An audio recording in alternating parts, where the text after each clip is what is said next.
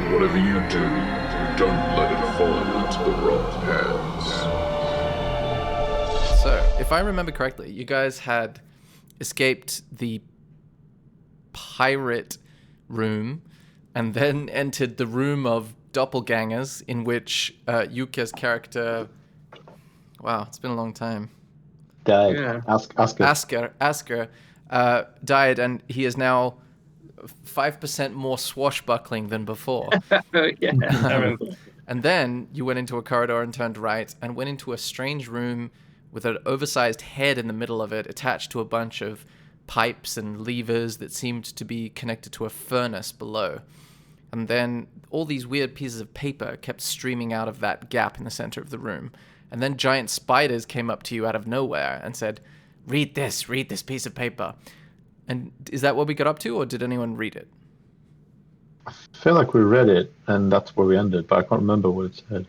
Does I anyone can't I remember? don't remember what it said as well. Okay, cool. In that case, that is where we resume the action. And I believe Asker, the giant spider, comes up to you specifically and asks you to read it. Let me just get my little sheet here. Yeah, it says, read to self, not out loud. Do you read it? Yeah. Okay. Everybody except Asker, mute turn off that so that you can't hear what I tell him. You look at this piece of paper and you read, you are under attack. No one here can be trusted except for the head. And you need to make an intelligence saving throw as you feel the words wash over you with more weight than you would expect. Oh, goodness gracious me. With a 4, you fail. So basically, you feel compelled to obey the parchment as strictly as possible. So your character feels as though it's under threat, and no one with you can be trusted except for the head in the center of the room that's shouting random nonsense like Mumford, Potato, Igneous. And that's how your character feels. Okay. Okay, cool.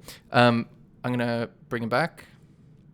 Sean's character, Smorgasborden. Another giant spider comes up to you holding a piece of paper in its weird chitinous legs and says, read to yourself, not out loud. Do you read it? Absolutely. Okay, everybody else mute their thing and Sean will hear it. Okay, sweet. Okay, you read the piece of paper, and on the piece of paper it says, you really love the giant head in the center of the room. No one is allowed to approach the head. Keep everyone else away at all costs. Oh, good. And you need to make an intelligence saving throw as these words sort of punch through your consciousness. Oh, yeah. You resist. You resist, and you feel like the words were trying to compel you, but you've been able to resist them, and you feel normal. Okay, cool. I'm going to bring everyone back. Okay. A giant spider comes up to you, Milksteak, and says, you must read. Do you read the piece of paper? Yes. Okay, everybody else turn off their audio. This will be the last time. It says, everyone's being weird except you. You know that not everyone reads the same message on this piece of paper. The head must have something to do with it, and you need to make an intelligence saving throw. Okay. You feel suddenly compelled to follow the instructions or the advice on this piece of paper as strictly as possible. So your character feels as if everyone's being weird except for you. You feel certain that the other members of your party have not received the same message that you have. And you feel that this giant head in the center of the room is involved somehow. Cool? Mm-hmm. Cool. You see the spiders recede into the darkness in each of the 4 corners of the room and suddenly become invisible as if they're one with the shadows they're in. Okay, so is there anything else in this room at the moment? There's a corridor to the east. Let me see if I can make that more visible. Okay, there's a corridor here, and there's a little corridor to the southeast as well. And the giant head in the middle of the room attached to a furnace beneath it in a hole in the center of the room by pipes and levers and all this piece of paper streaming out of it like ticker tape. Cool. I'm gonna go up to the towards the head and see if I can make out what it's saying. Okay. See, I recommend not to do that. Okay. I think we should ignore it. Smorgasbord says that. Well, I feel like we should investigate ahead and try to have a chat with it. Right. Well, I feel like I'm inclined to have a. So is that head just like still keeps mumbling under its nose, or Yeah, it says like flibbity gibbet, Sorry, guys, hang on. cross, minus, and I'll get Asker to do intelligence check in a sec. Asker, do an intelligence check to try to understand what the head is saying, and the other two, you seem to be like talking to the rest of your party, not doing a specific like check. Okay, with a 17, Asker, you determine no pattern in what the head is saying, other than it seems to be like a jumble of nouns and verbs, like go, dog, tree. I strongly suspect it's a trap. Well, you keep saying this. What's up? What's up with you? What are you doing? It's nothing. It's nothing. It doesn't add anything to our journey. It's too high risk. Why do you not want me to listen to what the head is saying? What are you hiding, dude? It just doesn't add anything. It's just too risky. We don't know what it is. It's too powerful. When have that ever stopped us before? What are you hiding? This feels like an episode of Law and Order. I object. I just think it'll add nothing to our journey, and we may as well carry on. I feel like you're the one hiding something. No, I'm just trying to protect you all. I think you're just acting really weird. I think you're being super weird. All right, I'm gonna step away a tad from Sean. Which one of these is Smorgasbord again? Is it Bottom Girl. right. Weird Morty or Weird Summer? It's a weird summer. I'm weird, Morty. Yeah. I'm gonna walk to this door, Mhm. since there's nothing else going on, and try to open this door because I don't trust them. Okay. I'm gonna move as far away from the head as I can, and I'm gonna say, I told you, I warned you, and now it's all on you. But I'm gonna go away from it. Okay. Milksteak, you try to open the door, but it seems to be sealed. I mean, we can I? We're not really rested. We're a bit in a pickle in case the fight's gonna come out. Can I just try to use my carrot blade on the head? Just try to poke it. Yeah, totally. Make an attack roll. Fuck? What's wrong? No, I'm just not a fan of that at all. Just want to poke it just to see what's going on with that head. I'm gonna have to ask you to put your knife down and back away from the head, sir. Why are you trying to protect the head? Why are you trying to stab the head? We always do that. This is our standard procedure. We engage in conversation and then we just poke them. Okay, you take out your carrot blade. Why do you... Sorry, just before you continue, Asker, he already made the slash through the cheek of this giant head, and you do 8 slashing damage as you see more tiny pieces of paper spill out of the cut that you've just created, and it starts writhing in its hovering place, saying more disjointed words like bubble, fribble, undulate. Well, undulate, you say? Mm-hmm. Then I am going to cast Maximilian's Earthen Grasp on Arunas. Okay. Does he have to make a save? Probably dexterity or strength or something? Let's see. It's... How does it work again? The target must make a strength saving throw. On a failed save, the target takes 2d6 bludgeoning and is restrained. I shall restrain you, sir. Saving throw, Strength saving throw, right? Cool. Okay, so does a 16 beat your DC? Yeah, it does. Okay, so on a success, you manage to wriggle out of this hand made out of stone and dirt, basically, and you probably look at Asker with suspicion. I am Told you, looking back with away. a suspicion. Told you, I've warned you to back away. I'm gonna slash it again if you're not gonna stop. I'm gonna slash you. I think you're both being totally drawn in by this utterly meaningless head, and it's just trying to cause a rift between us. Just move on. Let's move on. I feel like It's just a head. Well, It's just a head. I feel like you're hiding something.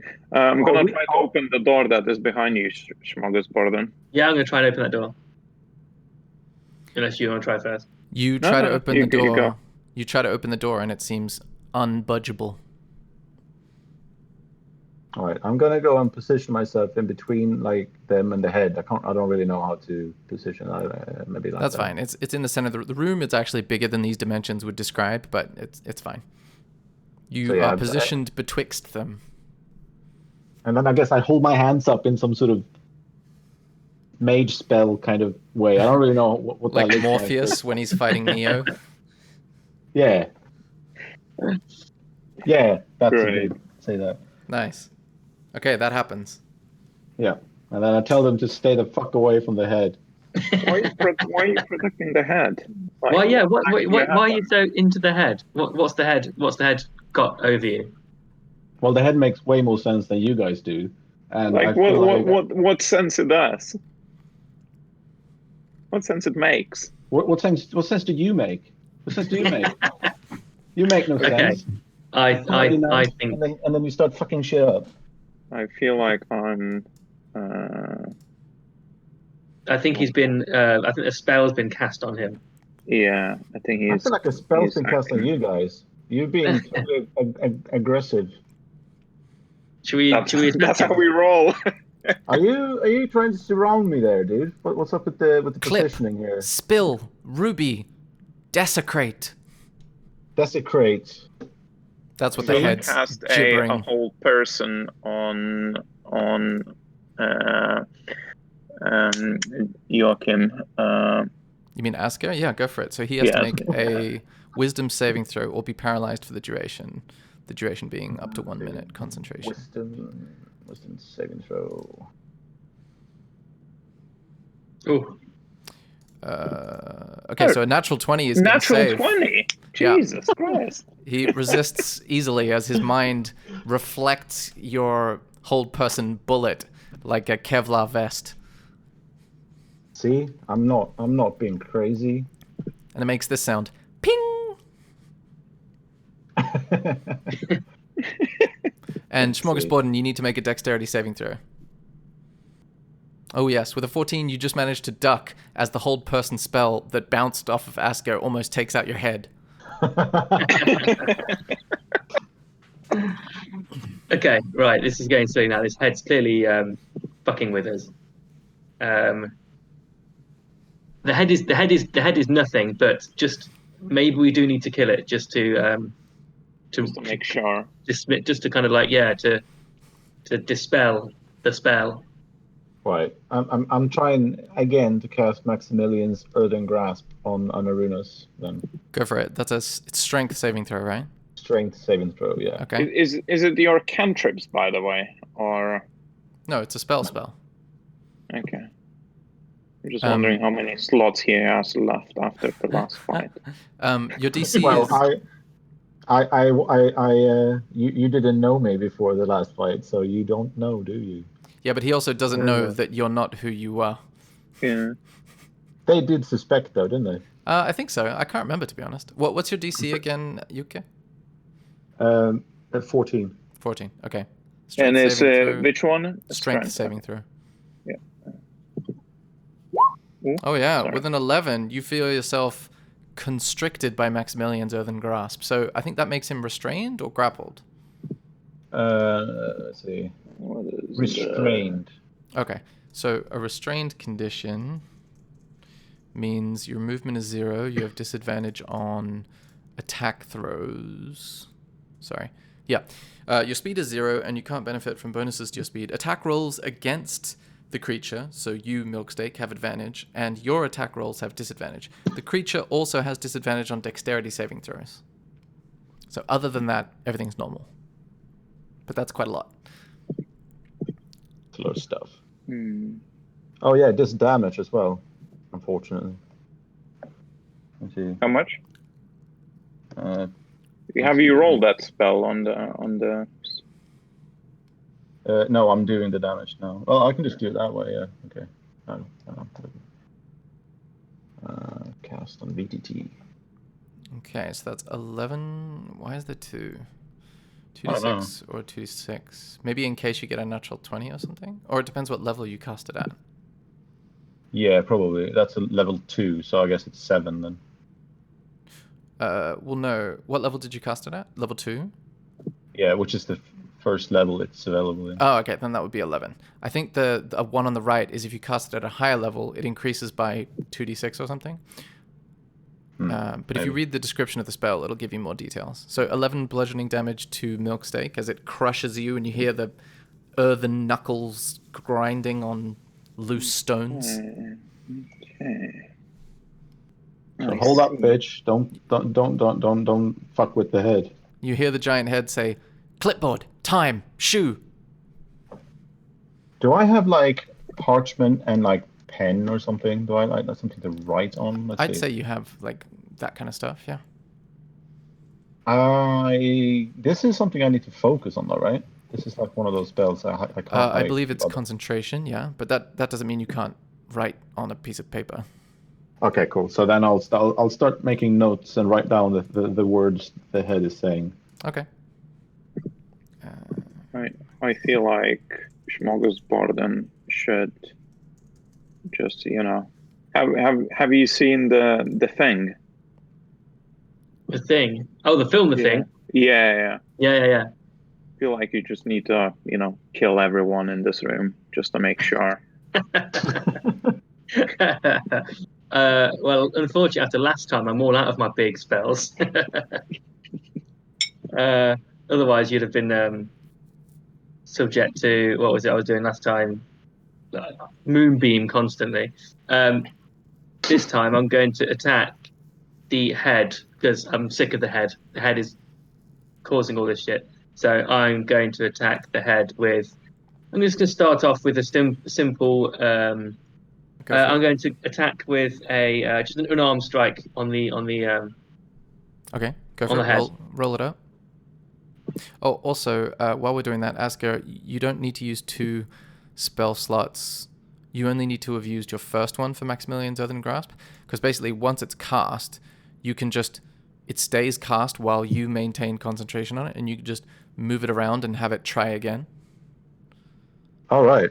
Cool. So basically, it says, as an action, you can cause the hand to reach for a different creature or to move to a different unoccupied space within range. Yeah, so it's like cool. It just hovers around now. Okay, so the 21, yeah, that hits for 4 bludgeoning damage, and you see little like more cracks in this face appear and more little tiny smaller slivers of paper like spill out like blood, and the head starts rotating now and saying words at a faster rate like number, division, climb, clive, climb, clive, and it just starts like twitching. So, is it me? Is it Arunos trying to get out of? Because he can take an action to roll another strength saving throw. Yeah, would you like to do something, Milksteak? Can I use my wild shape? It depends. What are you hoping to shape into? Into a pack of maybe a wasps. 1 second. Yeah, I'll say, I mean, it doesn't describe it in the spell, but that seems fun enough. Okay, you wild shape into a pack of wasps and therefore can fly out of the gap. Yeah, because it's your turn. And 1 second, I'm just gonna try to attack that. You can't attack and transform though, right? That's what we decided. Yeah, I think wild shape is an action, right? Yeah, I think so. Keep forgetting it. I'm just so got used to it from the beginning. So yeah, yeah. I'm pack of wasps now.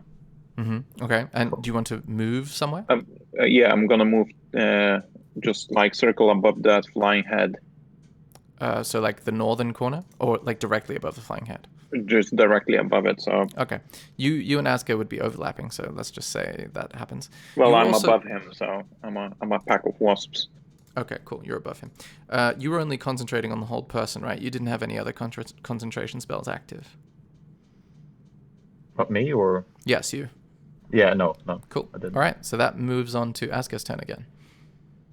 Well, then I will turn around to Smorgasbord and then move the hand over to him. Okay. So therefore, I'll you're going to just use point at him dramatically. Nice. You see the hand make a series of like that sound of like loose earth like tinkling onto the ground, like as it like slides its earthen way over there, and you're going to try to grapple or restrain him. Yes. Okay, you need to make a strength saving throw, Smorgasbord. Against DC 14, if I remember. Correct, yeah. Fuck. Okay, the muscular Smorgasborden flexes, and then the earthen grasp loses its traction. That is that the end of your turn, Asker? Yeah. Cool. Milksteak. Not Milksteak. Sorry, Smorgasborden. Okay, yeah, I'm gonna keep going on this this head. Okay. I've got a cantrip ice knife that'll attack it. Only that'll hurt it. Go for it. Is that a thing? That's going to kill all of us, isn't it? Well, you'll get splash damage, yeah. But remember, this room is actually a bit bigger, so the wasps, it depends how high they're hovering. How high are you hovering above the head? Like above, so quite high. I mean, I'm just preparing for attack, so I'm just like getting in a position. Okay, well then we'll see what happens, but you can use your ice The knife. range is the area is 5 feet, so Yeah, I mean, to be honest, this room is 3 times or so the size in real life, so they're probably out of the blast radius unless Asker was standing like right up against its cheek. In my mind, even so, yeah. even if he's near it, he needs to have some sense knocked into him. So I'm going for it. I'm comfortable with that. Okay, this thing needs to make a dexterity saving throw, which it fails because it has a dexterity of 3.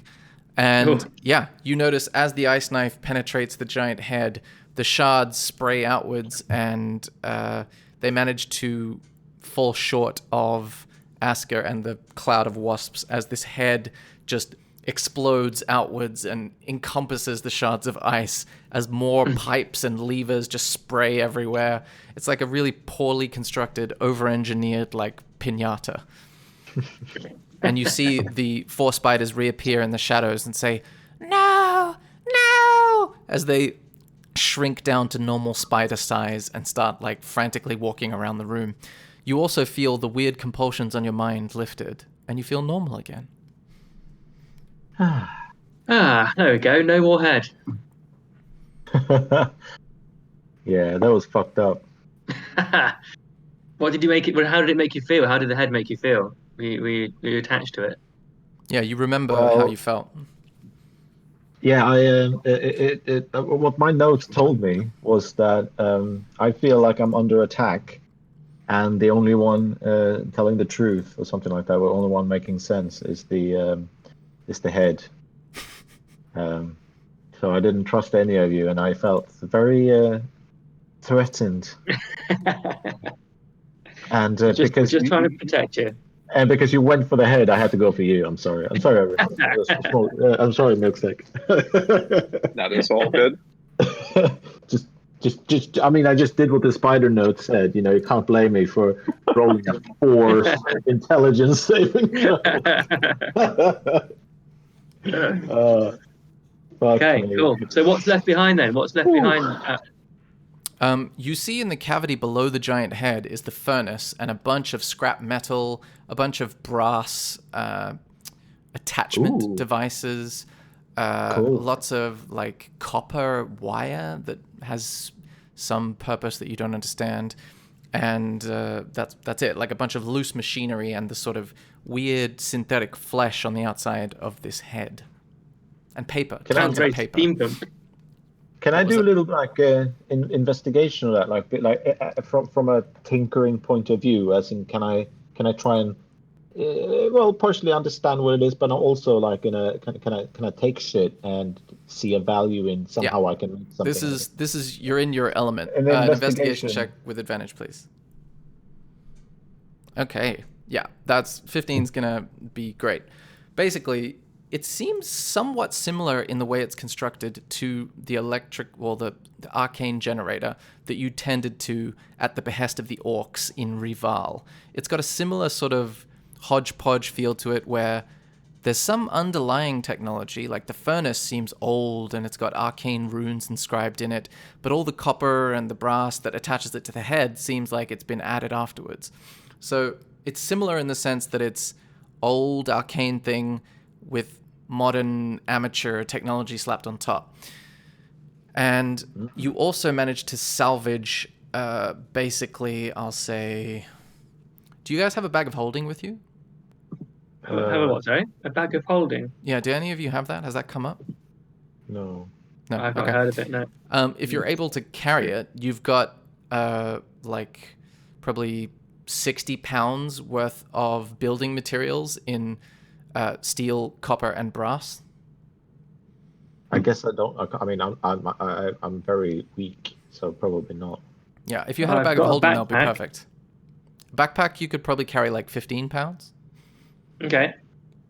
So how do I add that? How do I add that then? Do I add it to like notes or Put extras or something? that in notes because I run a custom game most of the time. So yeah, just put like 15 pounds worth of tinkering materials because this is most of the stuff you would need depending on the project. I mean, other than timber, you're in pretty good shape.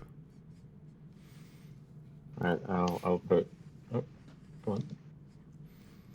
15 pounds, which is. It's like 8 kilos or something, right? Yeah. Why is it LB, by the way? I still don't know. don't I think know. it's Latin for like for a measurement, like a Latin word meaning some sort of measurement. Because I remember that back in the days when I'm playing Fallout 1 and 2, it has the same system for calculating how much you carry. And I never understood what LB was. And this, I mean, I was like 10 and 12 or whatever, so I didn't really. Yeah, It I was always very called them confusing. libs. Libs. What was that, Arnis? So isn't like LB was standing for like imperial system for like stones and pounds and It does, but what does LB actually stand for? So I just googled it. It's the Libra, Latin for scales / balance. Nailed it! Come on. There you go. There you go. Amazing. Well done. That was There you go. just instinct, just feel. It's probably Everything- Latin. It's always Latin, Dance. isn't it? Yeah. But I also said Latin specifically for like measure or a means of measuring something. Yeah. Very good. Very good. Nice. Okay, everybody make a perception check. I was first, number 1 here, by the way. Nice. Oh, that's my first poor roll of the evening. Okay. So, Smorgasborden, you hear the tinkling and cracking sounds of all the scrap metal like resting on top of each other and like cooling and heating and like it's just like it sounds like a garbage dump of weird background noise.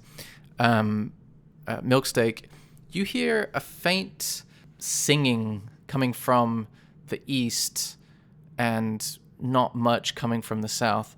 Asker, you hear more distinctly, coming from the east, a sort of jaunty tune like, come on down. You hear like a real jaunty tune. And then from the south, you hear not much, maybe some noise, but it's too quiet to hear. Right, yeah. Should we check these doors again then? Let's see. I feel like I need a rest, guys, because I'm literally at 1 HP and all of my wild shapes and spells are being Yeah, I'm very low on spells. done. Cool. Should we do a long rest then? Should we do it in this room? It's a bit weird. Yeah, exactly. Let's close all the doors. Let's have a rest. Because I feel like this room was better, right? Because this room still has like weird tubes and spiders and all kinds yeah, of... that's true. Yeah, let's go back. This room, maybe? Yeah, let's go back to that room. Okay, you go back to the room that you I'm met just your gonna doppelgangers in. Yeah, I'm just gonna close the doors. It smells vaguely like a smoke machine as the remnants of the smoke settle in the corners of the room. Nice. Lovely. Homely. Nice. Yeah. Cool. So you guys take Have a long rest? here. Yeah. Okay. I'll take the first watch. Okay, give me a perception check, please. Yeah, with a 15, you're a little bit too far away to hear the same noises you heard in the room you were just in, so you don't hear that. You hear the lapping of the water from the south in that room with the pirate ship, and it sounds kind of relaxing. What does your character think and feel, by the way, at the moment? How is Asgard doing in this new form? I'm still feeling a little bit like torn about being having killed myself. First of all, is always a bit scarring. You know? Yeah, that's always a bad Monday. Yeah, I feel like I wonder, like, what was he like? You know, what was I like? Yeah. What you know, what did I have going for myself? And you know, What do I have going for myself? All right, go on. yeah, you know, that sort of thing. And then I'm also like a bit like you know, these guys, they seem all right, but they're not quite my dudes either, right? They're not my. I don't know if have we gone through all the same stuff? You know, did we? It'd be very, did we very fuck up similar. those? But Yeah, I feel like I don't really know that. Like, did we fuck up those birds on that snowy hilltop? Like, you know, did I have? Is it the same smorgasbord who was there with me criticizing me for killing birds with firebolts and like, you know, do we have all the you know, is it? Except that's not you, is it? That's us. We're wondering that whether you've had all that. You've probably had different experiences. I mean, is it the same milk steak who took a dump on my rubber duck that I called Steve? You know, is it the same? It's a valid question. And as you ponder those things, your character reflects upon his situation, and it's troubling him. And then you wake up the next person to take watch. Who is that? I'll take the next watch. Okay, Milksteak, make a perception check, please, as Asker goes to sleep fitfully, thrashing from side to side. Clipboard, igneous. Okay, with a 7, you don't really hear much. It seems pretty quiet in this room. How's your character feeling at the moment, by the way? What's going on?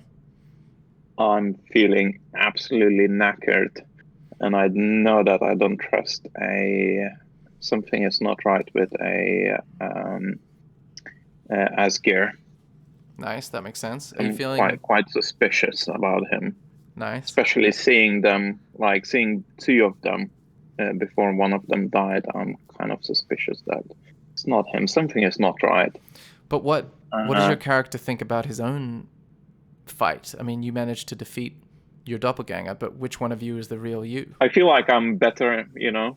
I'm the better one. Natural selection actually worked. Nice. Yeah. It's very natural selection because you're a druid. Like, it's like organic selection. Yeah. Especially with that fight with them. What was it? A beetle fight. Nice. So I don't think about that much. I feel like, you know, everything is natural, but I'm just feeling a bit suspicious towards Asgeir. Nice. Okay, is there any lingering trauma from having your body disembodied and ending up in a box? In a box? Remember, you dropped to unconsciousness and they found you in a chest. Oh, yeah. Yeah, remember, I didn't realize that it was like my soul or like whatever was in the chest. I suppose it's more traumatic for them than you, because you just sort of felt in this weird black space. Yeah, I felt like in a coma, so I don't really know what much happened in between, so I don't really feel like traumatized of that. Fair enough. Okay. That makes sense for your character to feel suspicious of Asker and like he's the better version of Milksteak, which, you know, makes sense. Who do you wake up Smorgasborden now? Yeah, if it's my time is done, yes. Okay, Smorgasborden, give me a perception check, please. Okay, yeah, with a 20. You can hear not only the water lapping south of you in that room with the pirates, but you can hear the squeaking of the mechanical pirates, the animatronic pirates going through their motions like and it's kind of unnerving. It's almost like your hearing is too good for you to be relaxed. How is Smorgasborden feeling at the moment? I'm feeling like everything is just slightly off. Like, oh, my battery's dying. Sorry. Yeah, everything is slightly off. Nothing's quite what it seems. I'm not entirely convinced I am me anymore. Valid. Yeah, like I know that Asker is not him, and I've seen that can happen. But how do I know that I am the real me? But you also don't know if Asker is the real Asker, because when the Okay, I suspect. That's when, what I suspect. Yeah, when the smoke went down, they were both kind of wrestling or fighting with each other. So it's not really, you don't know which one was standing where. I noticed his behaviour is different, and therefore I suspect a swap may have happened. And then therefore I'm thinking, how do I know a swap hasn't happened with me? Not a swap necessarily, but how do I know that I am me? And what was it like to be me, the other me? Like, in a parallel world, what is that experience? Is it the same? Is it the same as being me? It's also especially weird considering you guys went through that room with all the doors that led to the Sprite world. I mean, the lemon lime drink world. Yeah. I'm feeling slightly off because of that previous encounter with ourselves, but also there's been some really weird shit in the last few sessions. There's been some very strange things have going on, and I just feel like maybe I'm dreaming this whole thing. Nice. Asker, was that sigh because of how delightful Sprite World was? Yeah, it was the best. Yeah. I mean, I described it, and I still think it sounds amazing. I would love that. Genuinely sounds like the best. Okay, I totally agree. All right, the long rest is over. You guys have your hit points and your spell slots back. Yeah, I was down to 1 hit point. I didn't realize. Yeah, same. Well, both of you. So I almost killed you, Ares. Yeah, literally one off. Imagine. That would have been so funny. It was because of the head. Right. It's going to take a while to get that trust back with you. Yeah. After the head incident. The headsident. You were attacking me, so I just responded. You know, don't come at me, bro. Just don't come at me, and I'll, That's the lesson to take away from this. Yeah. Yes. What do you guys do now? Let's go back and see if we can into this room, shall we? And just give these doors another go. Like if we can. Yeah. Are they open now? The head is dead, or which door do you try? The top one. Yeah, the one to the east. Okay. You open the door and you see quite a large room. It appears to be one of those chain restaurants that looks like a wacky tavern with all kinds of bright lights and kitschy crap on the walls. Numerous patrons sit hunched at their tables. Could the appetizers be that bad? All right, sweet. Let's go. I imagine we're hungry, right? Should we go and have a drink? And see if we can, hash this out, bury the hatchet, Yeah. That sounds like a good idea. Squash the beef. Good old beef squashing. What's the third one? Bury the hatchet. Wipe the slate clean. That's it. Nice. Cool. So you guys walk inside? Yes. Yeah. Okay. Let me just grab your icons.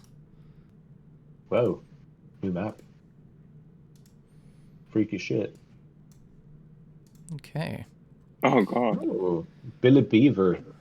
Buster the Bear. What you see in front of you is an animatronic iguana wearing overalls and a straw hat coming over. And she says, "Hi, welcome to Frankie Freems. Y'all need a drink?" She's trying to be like some kind of Southern belle, and she's carrying a guitar, except she's a lizard, and her name tag reads Layla. Hey, Layla. Hey, Layla. Howdy. Yeah, let's have a drink. We want a table, please. Follow me. And she takes you over here. Sweet. Yeah, I'll follow.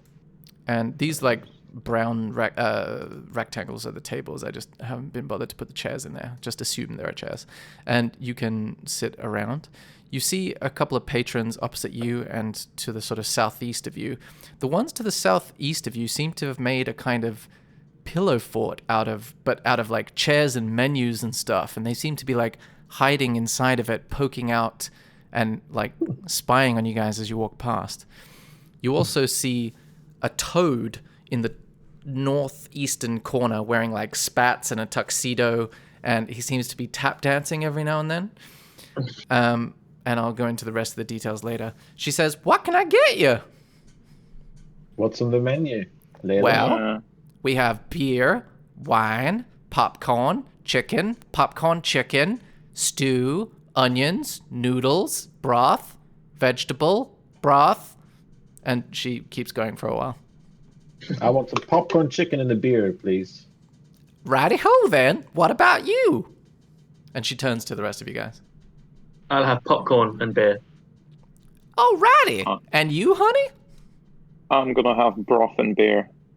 Excellent. What kind of broth? We've got beef, vegetable, carpet, stew, chicken. Carpet. Okay. Carpet broth coming right up. And she goes over to the sort of bar / kitchen area at the northern side of the room. Let me describe the rest of what you see. You see a couple of patrons like sitting across from you. They don't appear to be in a fort, but they appear to have this sort of weary look on their face. And then to the northwestern corner, you see a single patron, muscular fellow sitting there just brooding. You also see behind you in the southwestern corner is a goofy beaver with a raccoon skin cap. He appears to be playing a washboard with spoons, like rat-a-tat, rat-a-tat-tat. And he looks jaunty, I would say. Is he the source of the jaunty noise we heard from the other room then? Yeah, he appears to be. He's singing like, "Come on down to Frames. It's gonna be great. You're gonna eat some food." And he appears to have like no talent in the musical department. Great. Food today, food today. It's gonna be food today. I'm curious of Piggy Wigglebutt, because that's like the best name I've seen in ages, and I'm a little upset that that's not my name. Okay, so basically, Piggy Wigglebutt has no pants and no butt. So he's a pig standing up on his hind legs, but there's a big gap, like a concave shape where his butt should be. That sounds familiar. She appears to be playing a clay jug, like, and like dancing along with Billy Beaver's jaunty tune. Sweet. Piggy Wigglebutt is like, she's vibing with Billy Beaver. Yeah, pretty much. It's quite an array of characters in front of us. You also see an odd sentence I'm never going to say again, probably. You see Buster the Bear is attending to the two patrons across from you that look weary. And Buster the Bear is roly-poly teddy bear wearing a plaid shirt, torn jeans, and a banjo. Classic teddy bear in a country western setting. Classic. At this point, Layla the Lizard comes back with all these drinks on a huge tray and like slides them out before you in a very mechanical way and says, "Okay, I'll come back and check on you later." And she wanders off again. Right. Well, I always wanted to pay in a bar with coins, by just walking up and just flipping some coins. Like I didn't even take coins. I mean, you're in some kind of space, like space canteen. Like a tavern type thing. I'm just going to assume they want to have payment in coin. You know what? I'm just going to walk up and to the bar and toss some coin. I'm going to toss like 4 gold coins on the bar. Just toss them. Okay. I don't know what it costs, but I'm just going to because that's always what they do. It never seems to matter. Yeah, just coins. They just take them. So I'm going to toss 4 gold coins. Okay, you see, and you're going to say something? No, I was just. You see, Layla the Lizard like reaches out her mechanical hand with like incredible speed and snatches the coins out of the air and says, "Oh, thank you kindly." And keep the change, Layla. And then will do. Sorry, that was a different character. Yeah. Oh, shucks. Shucks, thank you. I'm a bit upset when you do the flea voice. I'm still upset that he died. Yeah. Also, I think it's worth mentioning that Sean, you killed Flea. I just want to put that out there. Did I kill it? Yeah, your ice knife sort of did, and I just want you to remember that next time we I talk honestly can't remember. But not I can't remember that happening. I'd be yeah, that's promised. how it happened. Yeah. because I think one flea killed the other flea, but then we had a spare flea until you fucked them up with your ice knife. I love it. I love it every time. I don't remember it. I think it's because I've blocked it from my own memory. So yeah. Yeah, you see Layla says, "Oh, shucks, honey, that's mighty generous of you." That's better. There you go. Yeah, that's better. All right, cool. I always wanted to do that, so I'm just gonna go back and sit down and try the beer. How's the beer? Is it good beer? Yeah, the beer tastes really good in an overly sweetened, like, American chain way. Like, have you ever had Japanese or Taiwanese beer? It's a little sweeter than regular beer. It kind of tastes like that. Tiger beer, I think, is one of the ones that has this. Mm-hmm. Yeah. Okay. Cool. Well, what do we do now? Is our food here? Are we waiting for our Yeah, food? everything came out at once within like 3 minutes. Okay. I'm gonna be like a teenager. I'm gonna take a piece of popcorn, like I'm in a cinema, and I'm gonna throw it at Buster the Bear to see what his reaction is. Good Okay. one. You can make a dexterity check or a sleight of hand check. It's up to you. Same perception. Oh, yeah. Confused. Okay, with a 3, you manage to throw it way over Buster the Bear's head, and it hits the patron in the middle of the nose, and you see the patron doesn't even flinch, doesn't look at you, just stands there, ashen-faced, wearily. Yeah. All right, I'll stand up and say, "Food fight," and then I'll take just like a whole like a fistful of chicken popcorn chicken and just haul it over at the sour looking. Are those guys down here? Are those the ones that were in their fort? Yeah, Like the sort the ones that of laughed fort at us, made out yeah. of menus and chairs and things. I'm just Tablecloths. gonna like try and like give them a barrage of popcorn chicken at their fort. Okay, make either an improvised weapon. Actually, no, that either an unarmed strike or a dexterity check. Yeah, with a 16, you manage to hurl the vast majority of the popcorn chicken into this fort, and you see them duck down and hide, and you don't get much of a reaction from them. But you do see Piggy Wigglebutt come over to you and say, "Oh, is it a fight? Is it a fight? Let's go!" And he starts like miming, throwing food at you without actually holding food, and it seems rather mechanical, even for an animatronic character. I'm gonna the carpet broth that I have. I'm just gonna spill all over the Piggy Wigglebutt. Okay, so Piggy Wigglebutt is basically over here. You spill it on him, and he says, Yeah, "Good shot! Good shot!" this is Okay. weird. So Yeah, I think they're all robots, right? yeah. Yeah, they're animatronic. I think we have a bit of a Lord of the Rings situation. I think this one in the top left might be a bit like Strider. Aragorn. Yeah, that's what I Might was be- thinking. Yeah, like just in the corner observing this kind of situation. Shall we try and speak to that Thomas shady the character? Toad. Because I feel like this food fight thing was a great plan, Sean. Because now we can figure out who is real and who is not, if anyone is real. Because if no one is real, we might as well either just fuck them all up, or I guess we leave. Is this door to the like a back area where I'm standing? That appears to be a door Oh. to somewhere. Can I just try to open it? You try to open it, it doesn't budge. Hmm. You see Layla the lizard say, "Oh, I'm sorry. It's not opening time yet.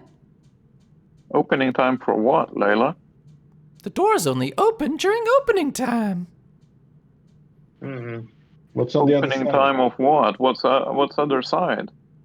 "I'm not What time sure. is the opening time? About 6 hours and 2 minutes from now." Okay. Do you have the keys, Layla? "Nope."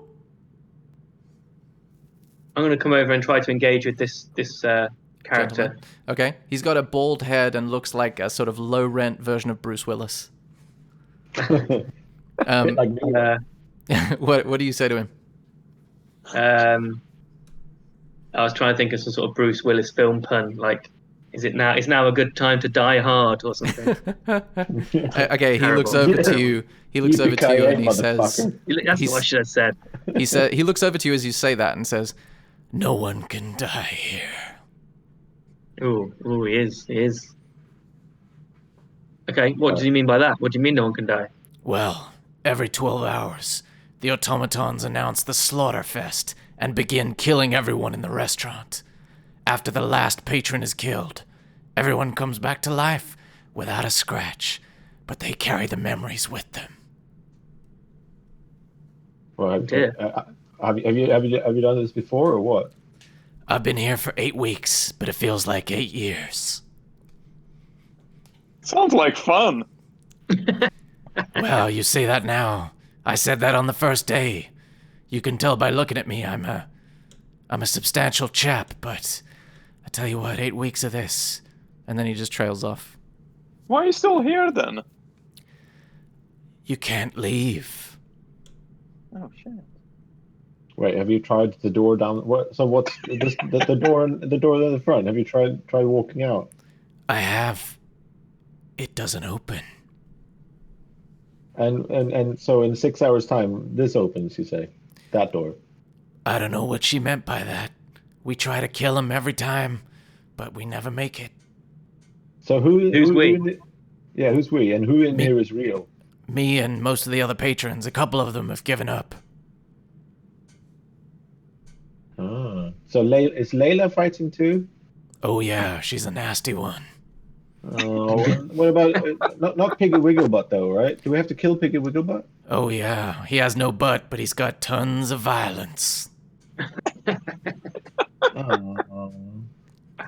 Oh. I don't mind killing Billy Beaver and Buster the Bear. I just feel like Piggy Wigglebutt and Layla, they're like pals. I thought so too. So why don't we just fight them now then? Should we rally the other patrons and just Can we preempt it? They just Like a come back to surprise. life. The only time they stay down is during Slaughterfest. All right, and then that's when you said. She said 6 hours feels like every 12. It must have been 6 hours since the last one. Okay. And does it hurt to die? Oh yeah.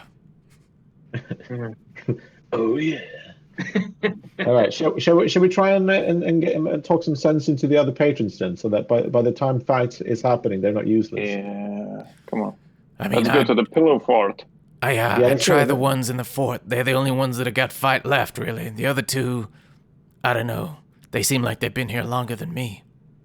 I'm gonna go try to pick up those two patrons and drag them into the pillow fort Okay. by their collars Make an without ath- saying anything. Make an athletics check.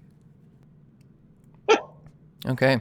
With a 9, you make pretty slow progress, but you manage to grab both of them by their collars, and the table spills over, and the chairs fall down, and you slowly drag them towards the pillow fort, and they just lie there limply like dead weight. The younger one, it seems to be a mother and a son, and the son seems to be just like glassy-eyed, staring at the ceiling, saying things like, "Sunshine and rainbows and daisies and meadows," and that's it. All right. Okay. Well, I'm gonna walk up to the pillow fort, and I'm just gonna kick it, and then I'm gonna jump up on the table. So it's like, and then I'm gonna say, "Hear me!" Shit, I didn't prep a speech. Anyway, I'm just gonna get in a drink. I'll say, "Hear me, you weary patrons." Fuck. Shit. I didn't know I was prepared. I should have thought about this. Are they listening though? Do you knock over the pillow fort, or are you just standing in it? No, I kick it down. Okay. They look up at you with like wide eyes, and they seem to be paying attention. Yeah. Right. Okay, time to get your Braveheart on. How how long have you been here? How long have your freedom been denied? How long must you sit here and cower before the wiggle butts and the teetoads of this world. Okay. Make I a ask you not. Okay. Go on, finish that. No, I lost the trail. I ask you not what your creepy restaurant can do for you, but what you can do to destroy your creepy restaurant. Yeah, something like it was kind of along those lines. Okay, give me a persuasion check. As they look at each other, like, confused. They look at each other and then they look at you and say, well, we've been here for 5 weeks, and it took us most of that time to build that pillar fort, so thanks for that. You don't need no fort. That does not protect you. Now we are here, and we will fight with you if only you take up arms and fight alongside us, brothers. Well, all right. I mean, we do it every time anyway. It'd be good to have help. Well, let's form a battle plan. All I right. don't know why like my intonation just I just keep talking in the same, like, it's very Well, your weird. new swashbuckling Asker, maybe he talks like that. Yeah. It's also more inspirational, I think. Yeah. Cool. Well, we've tried a couple of things. We've tried tipping the tables up to form barriers. That's sort of helpful. To be honest, that's what we try most of the time. We also tried to get over to the bar once, but we didn't make it that far. And how do they attack? What's their kind of most significant weapon? Oh, that's a good question, actually. Let me remember. I've died quite a few times. One of them says, I think the beaver just kind of, like, I don't know. I can't remember, to be honest. But I do remember that the bear one hits you with the banjo, and the lizard one, I think, claws you. Yeah. Oh, that was sharp. That was bad. And then the pig, I think he uses that jug and just slaps people with the jug. Does any of them are they ranged at all? Or are they just like running up and smashing you with whatever they are carrying? I think maybe, I don't know, it seems to be pretty close from what I remember. Yeah, I don't know, it's pretty hairy. It's like trying to remember a dream. And do you remember any weaknesses? I mean, they all seem to be susceptible to regular stuff, but I wouldn't try like mind games on them or like poison or anything. I mean, they're machines. Have you ever tried? I have an idea. So if you're gonna build a barrier here, and one of you gonna try to gather them in a circle, not in a circle, but try to get an aggro from them, get attention, and move them somewhere here, and then me and Smorgasborden can just AoE them. AoE them at once, and once the door is open, we can leave it, and hopefully this madness will finish. Yeah, or I was thinking, because we have still 6 or whatever hours left, right? We can try and gather them before the fight starts, so that they're all standing. They're all standing in this area around the bar. We can just work them one by one and figure out a way to make the animatronics do what we want and move them over there. Because the Piggy Wigglebot already moved, right? From here to down here we did shit. So they might be susceptible. One of the patrons looks to Milksteak and says, what do you mean, open the door and try to keep it open? What are you saying? So we can leave? So you can leave with us? Yeah, I mean, we've always suspected that if we could kill everyone, the door might open, but it's never opened before. But you've never killed all of them, right? Yeah, I'm just saying I wouldn't rely on the open door as part of your plan. Well, this is the only option now. I mean, it might be the prize. I'm just saying it may not be an intricate part of how we get there. The plan, though, guy. Stay on the program here. Stop raining on my parade, dude. Yeah, what's your plan then, dude? All right. All right. I like the plan. I like the sort of the barriers. That's a particular favorite of mine. By the way, I'm Jim, and this is Timmy. we push over the tables every time, and it sounds like you've got a good follow-up to that, so, we just tend to beat them with butter knives and forks and things, but, it sounds like you've got a much better plan. What's the deal with those other two, like the little dude and the lady? Oh, yeah. He looks down to see that Milksteak has dragged them over to you guys, and he says, yeah, they've been here longer than any of us. I think they've given up. All right, I'll try and talk to the woman then. Okay, what do you say? I'll gently put my hand on her shoulder and say, "Hey there. How are you feeling?" She turns to you and sort of looks like straight through you, not really focusing, and says, we'll just have some popcorn chicken, thanks. Maybe some tap water for the table." Do they look at all like they're fit to fight, or are they just people stuck here? What's my... They look well fed.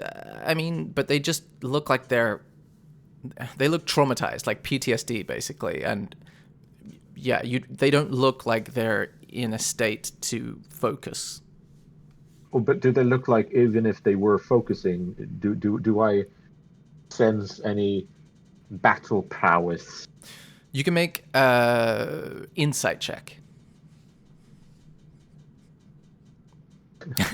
You do not sense battle prowess. You get the sense that these are your average Joes and Joannas. Right. Well, I'm gonna ignore them then. Right. So, what was the plan, guys? Shall we try and gather them up? Round them up. Yeah, I think so. I mean, we do still have time, so we can figure out a way. I'll say like an hour has passed, so you got like 5 hours left. Okay, cool. Okay. And at any point you can just say we wait. Yeah. I'll walk over to Billy the Beaver. Mm-hmm. I'm gonna walk to the Piggy the Wigglebutt. Okay, what do you do? I'm gonna try to convince to come to the bar with me because I want to buy her a drink. Okay. And I want her to wiggle her butt to me. Okay, so you say, how did that come together? Is her actual name a Piggy the Wigglebutt? No, it's just Piggy Wigglebutt. Oh, Wigglebutt. No, the Piggy with the Wigglebutt is even better, though.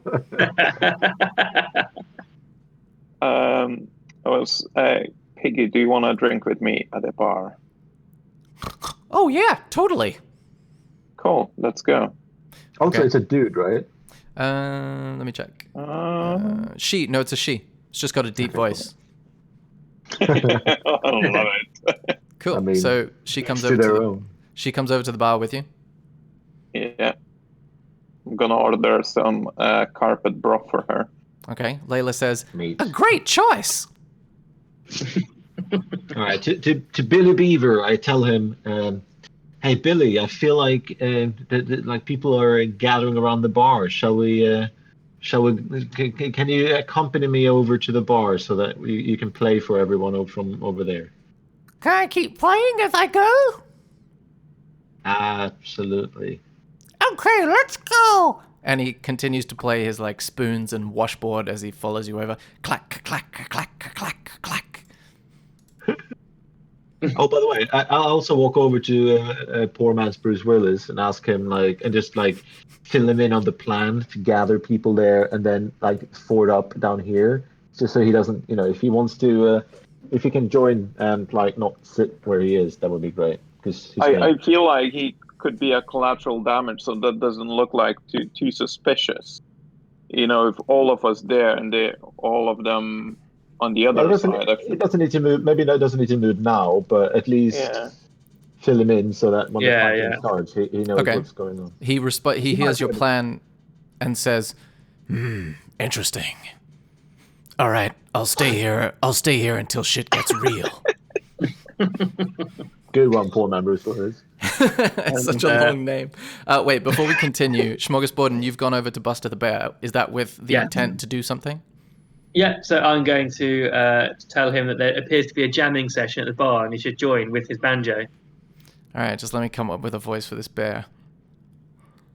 Oh, okay. Oh, jamming session, you say? All right, let me go. And he waddles over with his incredibly rotund body. Neat. Excellent. Okay, cool. Yeah.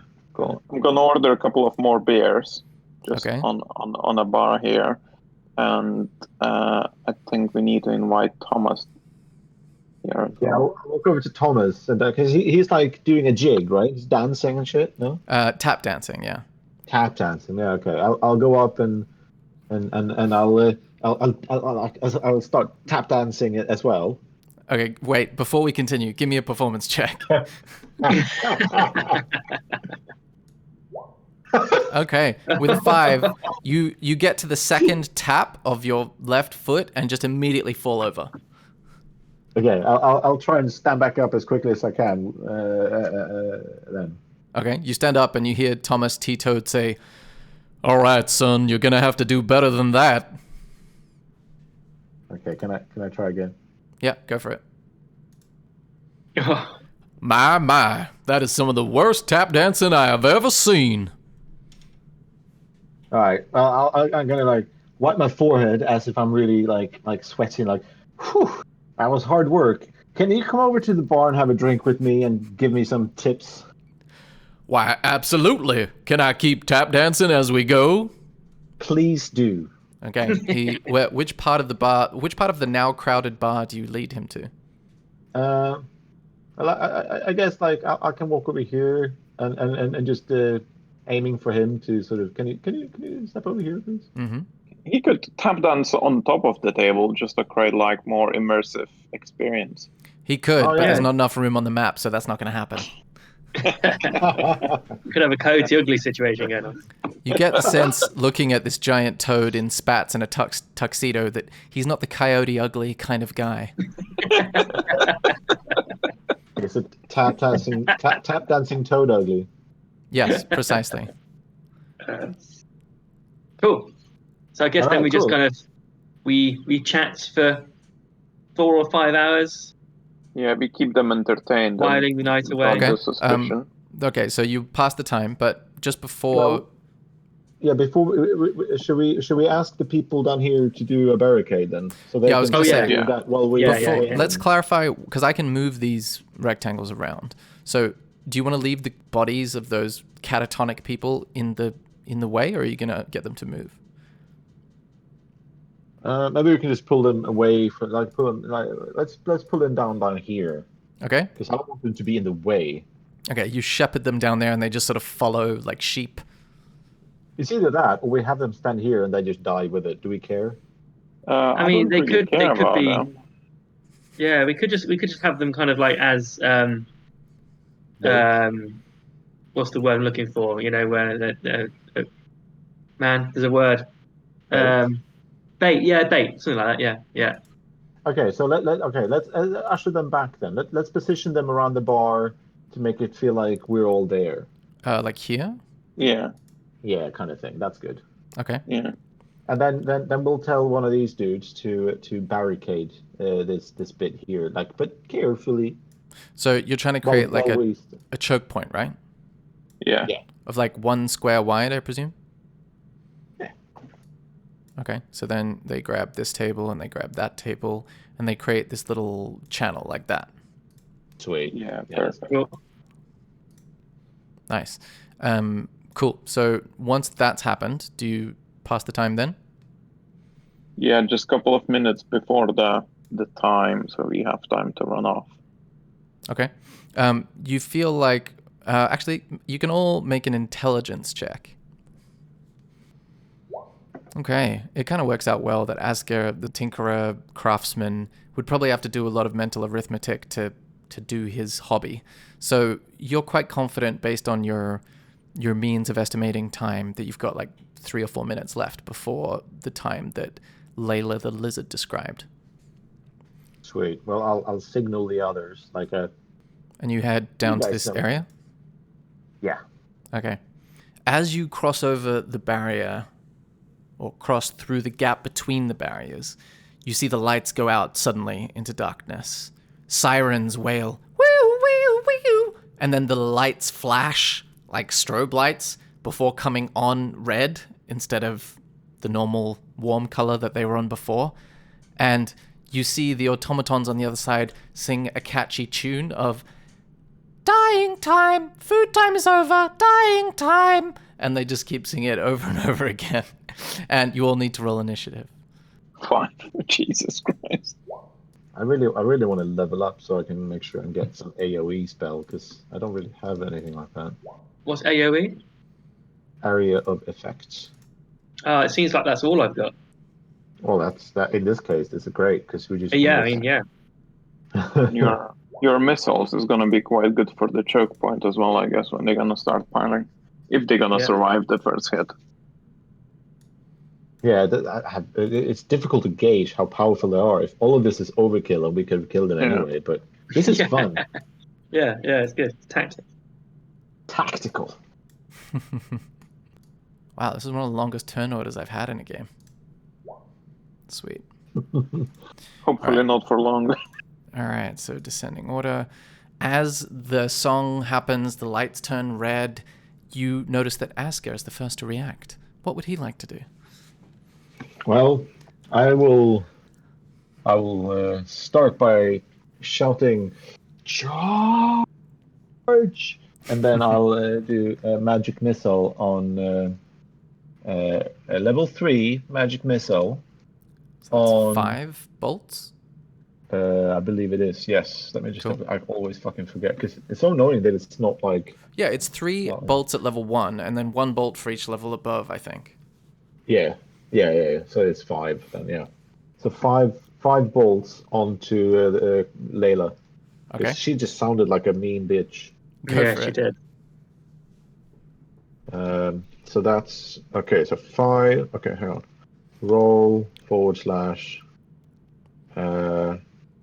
5d4 plus 5. All right, nice work. Okay, as these 5 bolts of white force impact the creature, I'm just going to bring up her stats so that I can be sure of what's going on.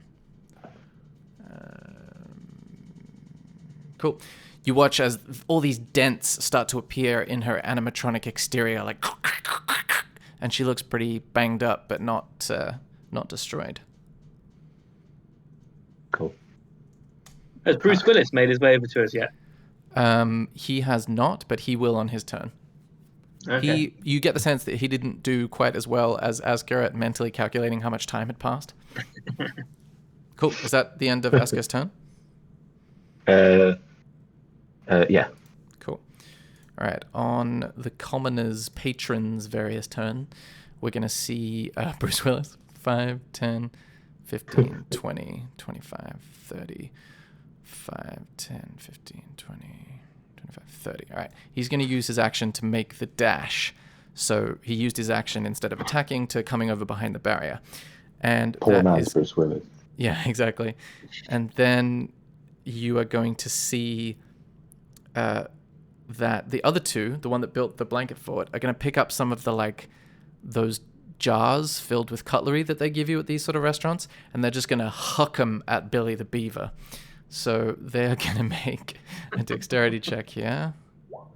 No, that does not cut it. One of them rolls a 4, the other one rolls a 15 and hits Billy the Beaver for 6 piercing damage on Billy the Beaver. Nice work. Maximum damage. Exactly. And you see him turn to his friend Timmy and go, "Yeah, did you see that?" And Jim says, "Yeah, it was great." And then the other two are just going to stand there catatonic. Next up is Smorgasborden. You know what's going on? Some You know what to do, man. I'm going to do some erupting earth. Ooh, okay. Yes. How big an area does that affect? 20 feet. A 20-foot square, 20-foot sphere, 20-foot cube? Oh, cubed. Okay, 20-foot cubed. So point to me the center of where you want this cube to be, or ping it, sorry. So I'm guessing the best place is probably about... Yeah, does that affect everybody? Okay, 5, 10, 15, 20. You can get everyone except Thomas the Toad if you center it there. Okay, that would do. Okay, Yeah. cool. And how does that work? You can put the text in the chat or you can read it out for us. How do I send it? Oh, do I display in VTT? Is that it? Yeah, that should do it. Perfect. Okay. Choose a point. Fountain of Earth and stone erupts and 20-foot cube centered on the point. Needs to make a dexterity saving throw. Okay, so in your spells tab, what's your spell save DC? What's my what, sorry? Spell save DC. It'll be in the spells tab and it'll say at the top of that tab. Spell saved. Oh, 14. Nice. Okay. Let me just double check this spell. Okay, cool. So let's see what the first one is going to do. And I'm casting it at level 3. 3. Oh yeah, I don't have level. Which is the normal level for it. So dexterity saving throw. What's up? Sean, I think you can, when you select the spell, Erupting Earth, you can cast on VTT, so automatically will roll it. Yeah. Oh, nice. Cool. All right, so they need to make a dexterity saving throw. Piggy Wigglebutt saves. Let's do Billy the Beaver's one. Where's he? There he is. Billy the Beaver fails dramatically, so I'm just going to make a little mark here so I remember. Buster the Bear is next up. Dexterity saving throw. He passes, and then the Lizard is going to do also a pass. Wow, amazing rolls from them. So Billy the Beaver takes the brunt of the damage though, and it seems to fuck him up real good. So you notice all these like spikes of earth come up and pierce various joints in the animatronic beaver's body, causing all his washboards and spoons to go flying in shards, and his arms are still moving as though the instruments are there, even though they're in shatters around him. So the ones who fail take half damage, do they? Oh, sorry, I didn't read that part. Do they succeed and take half? So if they successfully save, then they take half damage. Oh, perfect. That's awesome. Okay, so let's do this here.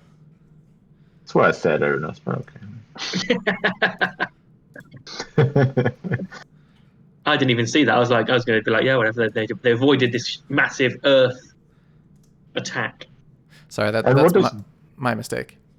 What does difficult terrain mean? Like, is it? So it means that slow? When you move through that area, I should mark it off. When you move through that area, it costs you an extra 5 feet of movement per square of that area that you move through. Cool. It'll be harder for them to get to us then. That's great. Yeah, that's good. It's dope. Erupting Earth for the win. Yeah. Okay, so we're gonna do a little. Also, just out of curiosity, how does it work when you're like in this case? Like, do you round up or down for the damage? Always round down for everything in D&D. Okay. Nice and simple. Good to know. Awesome. So Is that the end? Go on. No. So they took 10. Everyone took 10 damage except for Billy Beaver, then who took 21. That is correct. Cool. Awesome. Is that the end of Smorgasbord's turn? Yeah, that's it. You can speak. You can interact with an object. If you want to give a pep talk or slap someone on the ass, I'll consider that interacting with an object. I'm just gonna try one last attempt at screaming at the catatonic couple and say, just please come and join us, please. Okay, give me a persuasion check with disadvantage because they seem to be barely listening. Does disadvantage? What does that mean? Do it twice and you get the lowest one. Exactly, precisely. Okay. Ooh, with a 4, you get the sense that in their head it's like, whoa, whoa, whoa, whoa, whoa, whoa, whoa, whoa, whoa, whoa, whoa, whoa. Oh. Cool. Is that the end of your turn? Yeah, that's it. Now I just sit back and mull that over and enjoy the show. Yeah. So 5, 10, 15. Okay. Basically, Layla the Lizard can only get to there and then just looks menacingly at you as she sings, "Food time is over, death time is now, food time is over." And you notice they've changed the lyrics slightly and they seem to be very poorly programmed. And next up is Piggy Wigglebutt. And Piggy Wigglebutt is going to go, so that's going to be, so that's 10, so that's going to be 15, 20, 25, 30. And they're actually going to attack the catatonic people. We're going to see a clay jug attack, but with a 10, does that hit the commoner? I can't remember. Yeah, that does hit for, oh goodness, 14 damage. And you just see basically the kid, the son of the son and mother duo, just like skull caved in, just dead on the ground. Oh, And then it is Buster the Bear's turn. And where's Buster the Bear? Buster the Bear is going to go, so that's 10, so that's 15, 20, 25, 30. And going to try and attack Milksteak here. So what is Buster the Bear going to do? Buster the Bear. Wow, he can move very far. Well, no, not really. What do you mean? Well, if it's double through that area, then Yeah, but he moved out of that area quickly, whereas Layla the Lizard was a dumbass and kept moving through it the whole time. I see. Creatures within attack during the first round. Okay, cool. So basically, Buster the Bear comes up to you and says, "Music time!" and hits you with his banjo. ooh, But nice. an 11, I'm going to say, probably misses. Yeah. So it just got armor class 16. It smashes against the table you've used as a barrier to the left of you, and he smiles as his animatronic jaw just opens and closes. And now it is Billy the Beaver's turn. Billy the Beaver is going to attack the patron as well. And what's Billy the Beaver going to do? That's going to be a beak attack, although I don't know if a beaver's face is technically called a beak, but he manages to miss and beaks the table that poor man's Bruce Willis was previously sitting at, and the table just like shatters. So I'm going to try and represent that Red Faction style. Destructible environment. So interactive. So interactive. Yeah, exactly. Cool. So if that comes up, I'll deal with that then. Next up is Milksteak. Okay. I feel like that lizard is the strongest one. So I'm gonna try to cast Erupting Earth. Is it possible to fit Billy the Beaver, Thomas, and that lizard girl into one 20-foot cube?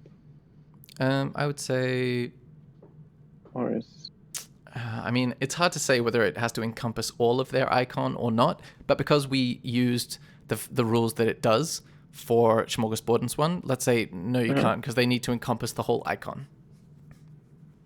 so Billy the Beaver and the lizard girl? Can Yep, we fit totally. that?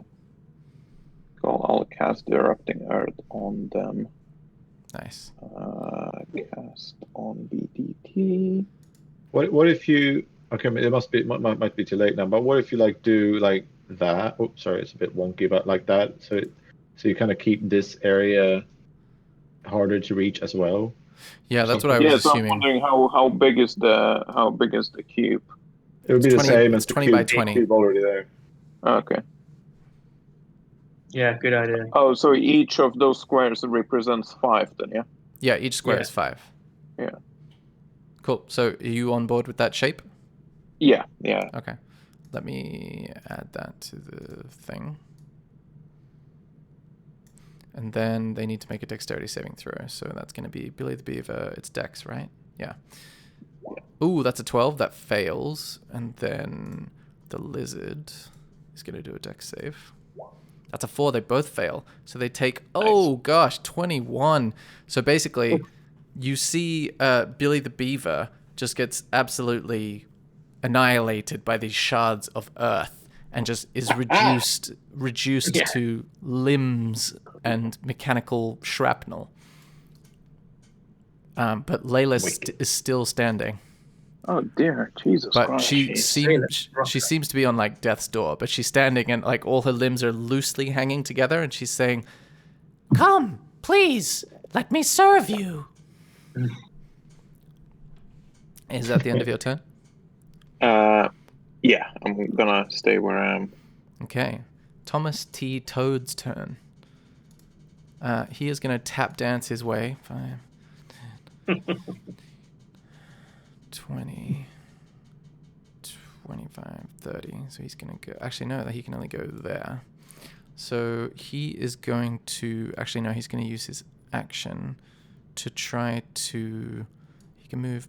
He can use it. Yeah, I'll say he can use his action to move there. Then he's going to try and make an athletics check to see if he can hop over this barrier or hop onto this barrier, Coyote Ugly style. Oh, Yeah. terrifying. With a 10, that's not going to cut it. And he tries to jump up mid tap dance, fails, and then like has to scrape his way down, barely standing on his feet and saying, "Oh, it's tap dancing time. I mean, death time." Okay, so since it's my turn next, I just wanted to like do a quick whip back at him and say, "That's some poor tap dancing, pal," because he kind of said that to me earlier. Okay, make a charisma check. Oh yeah, with a 22, he seems to feel the sting on a purely emotional level as he's immune to psychic damage. Just felt good to get like a little dig in. Nice. Okay, so you've said something. What else would you like to do with your turn? Well, I feel like if the lizard is almost dead, it might be worth killing her before she gets a swipe at anyone. Buster the bear, did he take damage earlier? I can't remember. I believe so. Don't Yes. think- Oh, he did, right. Okay. So I'll do another level 3. I have only 2, but I'll do my last level 3 magic missile. And I'll do 3 on Buster the bear and 2 on Layla. Okay, go for it. So, okay, the 3 on Buster the bear first. So Yeah, probably roll them I'll separately. just split them out. Like the 3d4 plus 3 on Buster the bear. And then Nice. You see the bolts impact his metal exterior, making loud clanking noises. Clank, clank, clank, clank. And he looks pretty messed up. And those are the ones for Layla, right? yeah. How do you want Layla to meet her doom? Ooh. I want one of the magic missiles to go into her mouth and one to go into her metal butt, and they meet in the middle, and then she just gets blown up and split in half. They explode outwards like when the planets get destroyed in Star Wars by the big beam. Yeah. Nice. Is that the end of your Sweet. turn? Yeah, well, then I also shout, charge! Again, that's my new thing. I said yield as my own, but I'm supposed to talk now. So charge is my new thing. So I shout that again to sort of try to rally the Okay, weak patrons. make a persuasion check or performance check. It's up to you. The persuasion check. Ooh, God. make a D20 roll to see how bad it is. Fuck me. Oh, okay. With an 18, you say charge, and then you feel the popcorn chicken and the beer, and you tasted some of Milksteak's carpet broth, and you feel it bubbling up in your stomach, and you're about to projectile vomit onto everyone when you, like, swallow it instead, and it tastes disgusting. Gross. Awesome. Is that the end of your turn? Yeah, I feel like I'm done now, yeah. Okay, cool. You see, basically, poor man's Bruce Willis jumps up onto the side of the table, standing there with cat-like dexterity, as he is going to attack Thomas T. Toad with his club. And the club that he's wielding seems to be like a leg of one of the tables ripped off. And he connects squarely, but he's quite weary and only does 1 damage. And you hear him say, "That's right, Mr. Toad. You're gonna die." Well, I'm glad he's standing there because now he can take the damage. Yeah. And you see these other 2 that were building the blanket fort are going to try and throw again with their cutlery jars. And the first one hits for 2 damage. Really getting through Thomas T. Toad over here. And then the other one is going to throw their jar. Oh, sorry, that's the wrong thing. Where's the commoner? There's the commoner. They're going to throw 4. Yeah, and they're going to hit 2 for 5 damage. Nice. As you hear the clanking of multiple pairs of cutlery sloshing around everywhere. And that is the end of their turn. And next up is Smorgasborden. Cool. Okay. So Thomas T. Toad is about gone, right? So if I'm going to do anything drastic, I think it probably has to be against Piggy Whittlebutt. Hasn't been hurt at all. Well, Buster, she's probably going to attack the mum, and no one cares about her. So I think, Should we go for Buster the Bear? yeah, because that motherfucker's going to attack Milksteak again. Isn't he? You're trying to determine who's strong and who's weak, right? Yeah. Yeah, make an insight check to see how well you can assess that. Okay, yeah, with a 19, you get the sense that Thomas T. Toad, being the larger of the creatures, seems to be heartier, and the other ones seem to be more fragile. Okay. But yeah, I think Buster the Bear is going to attack Milksteak next. So I think I'll protect Milksteak with I can't do hand to hand from there, can I? So I'm gonna have to do a ranged. No, don't do hand to hand. You remember that story? And you flame forward. Oh God, here we go again. It's going to take me back memories. I might ice knife him from here. Nice. So ice knife.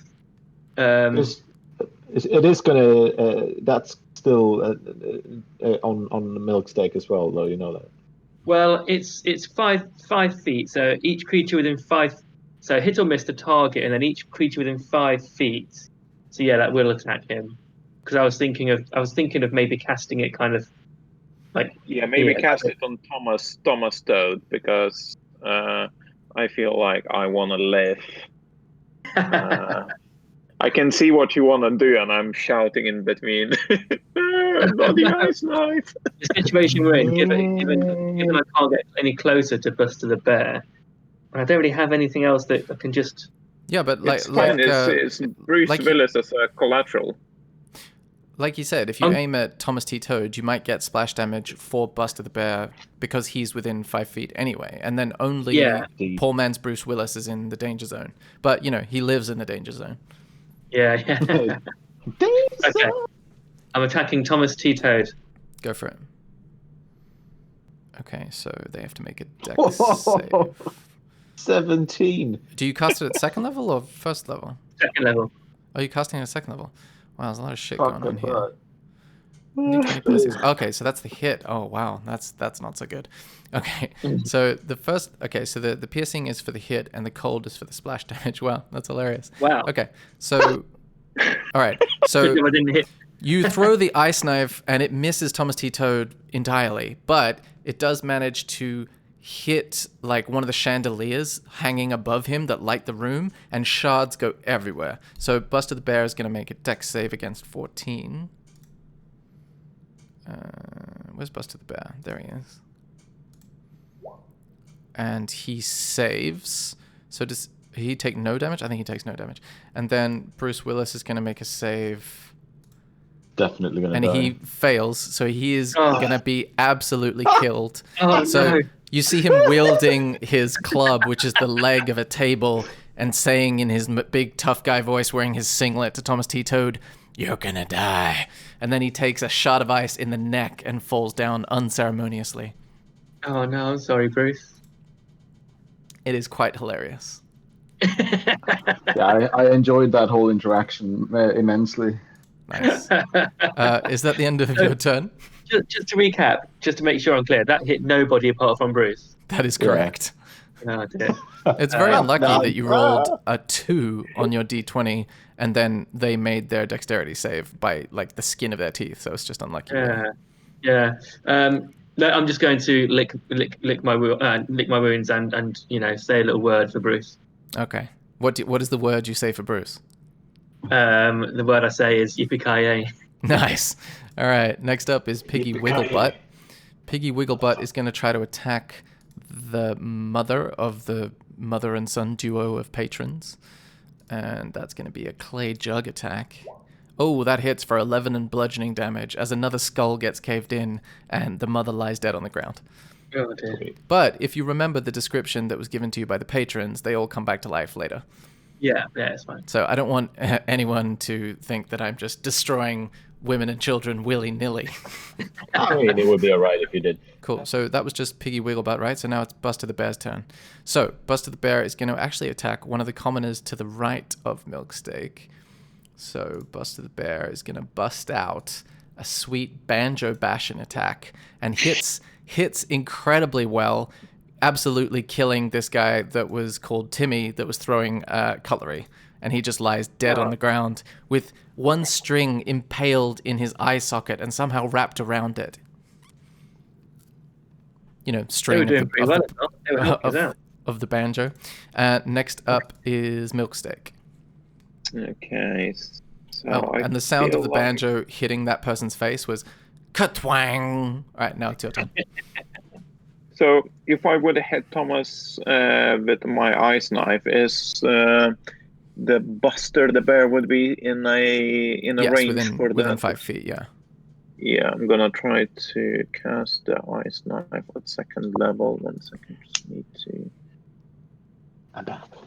Cast immediately. Welcome back. Channeling Poor Master's will. Oh, yeah, 21 with 8. Yes. That connects decidedly, doing 8 piercing damage to this guy.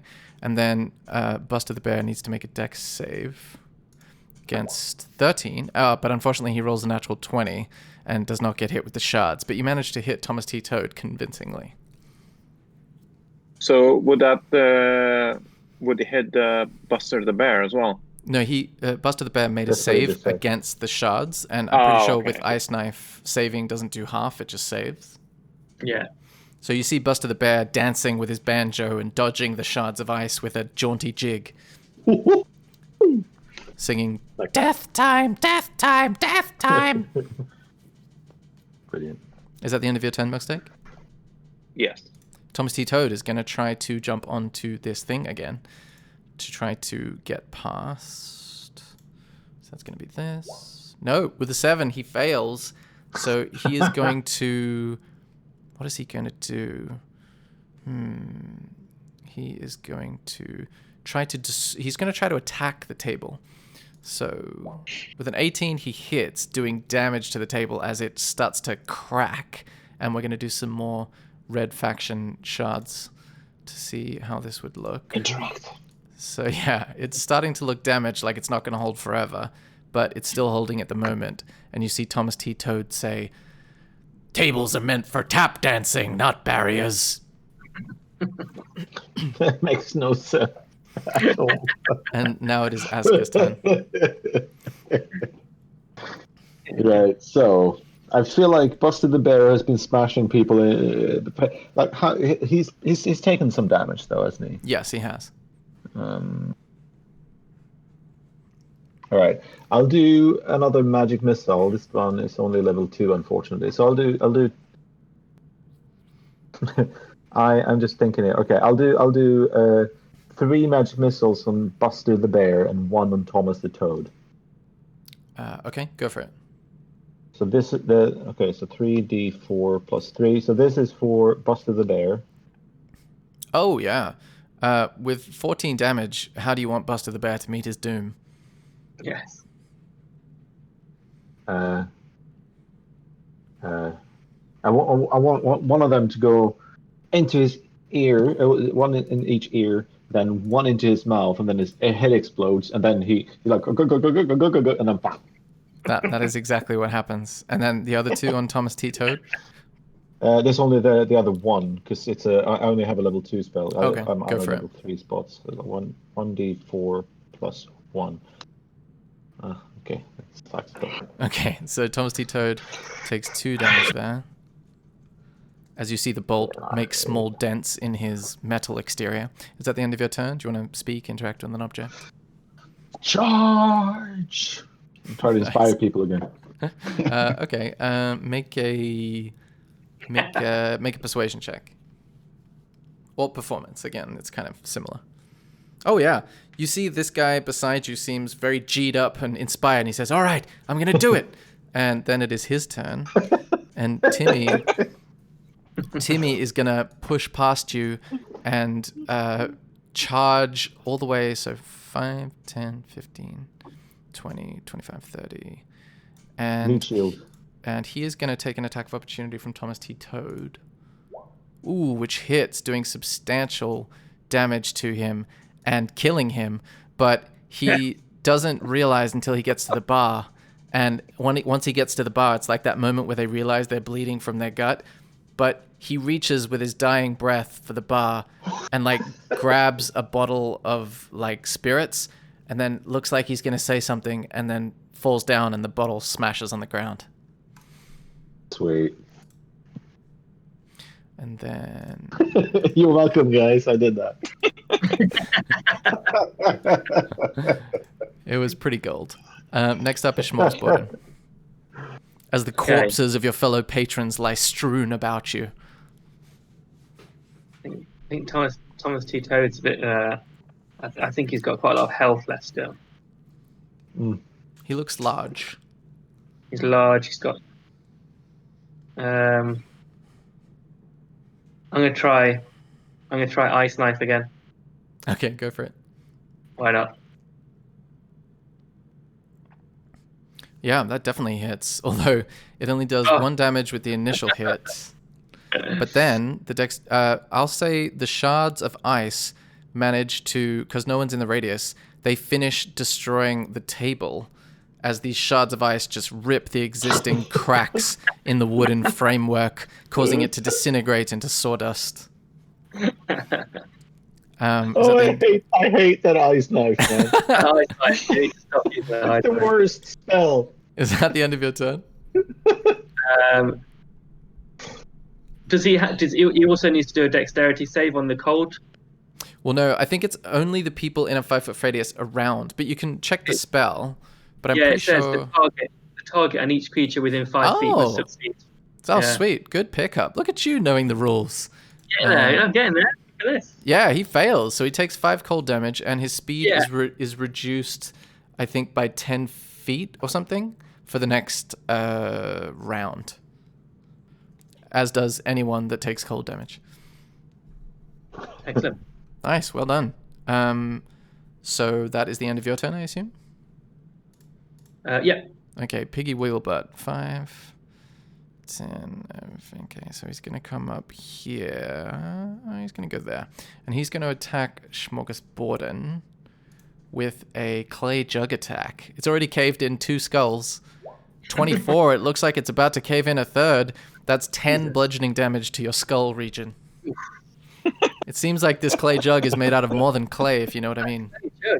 Piggy Wigglebutt is a badass. Yeah, he's easily done the most damage.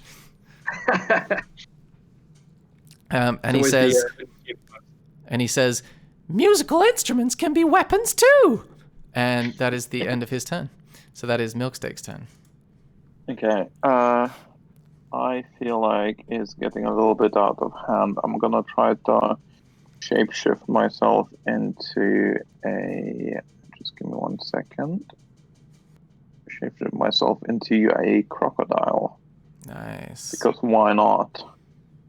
Okay, Exactly. You are now a crocodile as you see your body shift into scales, and you're now very much closer to the ground. Yeah, I'm gonna move closer to. Since I can't attack, if I remember correctly, so I'm just gonna move it here. So Nice. just blocking Smorgasborden and Askir. Sweet. Is that the end of your turn? Yeah. Thomas T. Toad comes up to you and he says, "It's tap dancing time." And he is going to hit you with his webby hands for 12 bludgeoning damage as his webbed hands create that like octopus sucker effect on your crocodile skin, pulling off scales, and it's very painful. Right. I will do a level 2 Scorching Ray onto Thomas T. Toad. Ooh. So this is confusing me a bit, but when it says, when you cast a spell using a spell slot of 3rd level or higher, create 1 additional ray for each slot above 2nd. So if I do 3, then I get 4 1 rays. extra. Yeah. Yeah. Okay. So a if I level do it 2 is 2, 3 rays, so a level 3 is 4 rays. Gotcha. Okay. And So you I'll roll just for do- each one separately. Okay, Sure. these all going on Thomas T. Toad? Yes. Okay, you need 1 more then, right? That's 3. Yeah, but are you casting it at what level? Second. Oh, I have okay, no cool. spell slot. So the first one connects in the middle of his beady little eyes, doing 7 fire damage. The next one also hits, doing a further 7 fire damage, and then roll a d20 for the natural 1 on the third one. How many? I roll on a natural amount of natural ones. Yeah, I've noticed that. I've noticed that about you. But I think a lot of your attacks involve rolling multiple times. Oh, Yeah, wow, but even yeah. rolling randomly, like, oh, I'm trying to persuade someone, you know. Well, this one, Okay. with a 19, you manage to resist the negative effects, and basically what happens is your finger gets really hot as you're casting these scorching rays, and it starts to burn you a little, and you find a nearby candle and use the extra heat to light the candle. Neat. I like that twist of and turn of events. Romantic. Yeah. And you turn to setting the mood, Smorgasborden guys. and say, so what about it? Cool. Is that the end of your turn? Yes, there's no one else to try and encourage to charge. So yeah. Nice. Smorgasborden's turn. What would Smorgasborden like to do? I think I might also turn into a creature. Classic. Standard. Yeah. Can you remind me again how I access the creatures and how I know which ones I can be? Basically, Aranas has a Should list. still, I think the I'll link send you is still a in the Discord chat, isn't it? Yeah, it should be. I'll try to. Oh yeah, Oh, we yeah. forgot all about. Oh yeah. It's Oh just yeah, up there. the playlist. Okay, Oh, yeah. right, got For it. this, I recommend country and western music. Cool. Is that the end okay. of someone's turn? No, Smorgasborden's beginning his turn. You want to I'm choose beginning, what to yeah. transform into. I mean, I can't tell what the advantages of each are, but I'm going to turn into an ape. I like an ape. Okay. Do you have the ape stats in front of you? Yes. Okay. You've got the ape stats. That takes your action. You can use the rest of your movement or a bonus action, but I don't know what you could do with that. No, I'm just going to stay there. Sweet. Next up is Piggy Wigglebutt, who is going to, I'll say attack Smorgasborden, the newly transformed into a giant ape. Quite an intimidating sight. So Piggy Wigglebutt is going to continue wailing on you with his clay jug, but with a 12, what's the AC of the ape? AC. Usually the top of the page. 12. 12? Okay, so that hits you for 11 bludgeoning damage in your ape form, as yet another strike of the clay pot goes gong. He's a fucking bastard, Piggy Wigglebutt.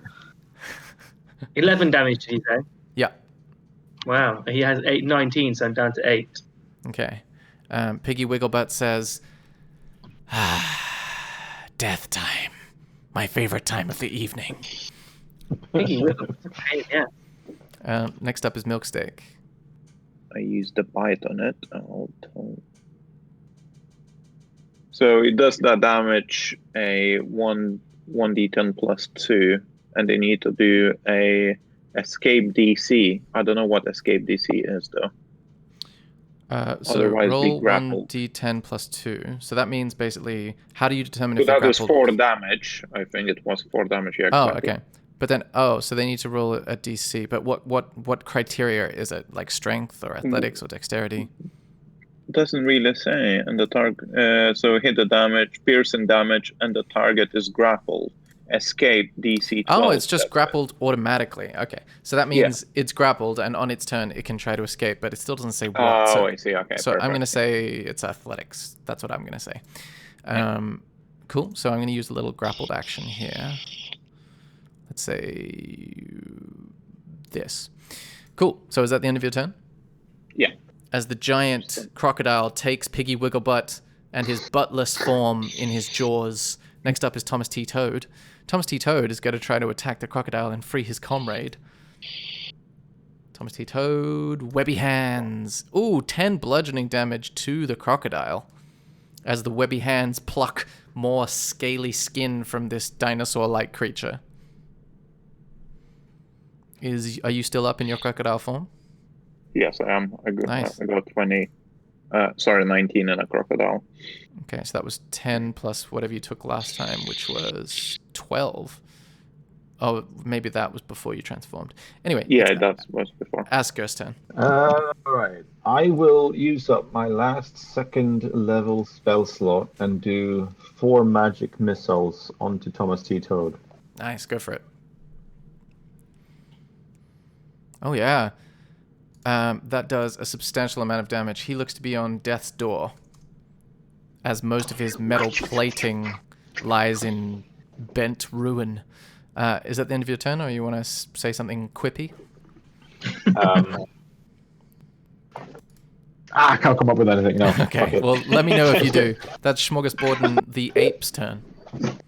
Okay, so I've got a multi-attack. It makes 2 fist attacks. Fist and rock. Does that make sense? Or is Fist it and rock. Yeah, rock is basically you pick up an element of the environment and throw it.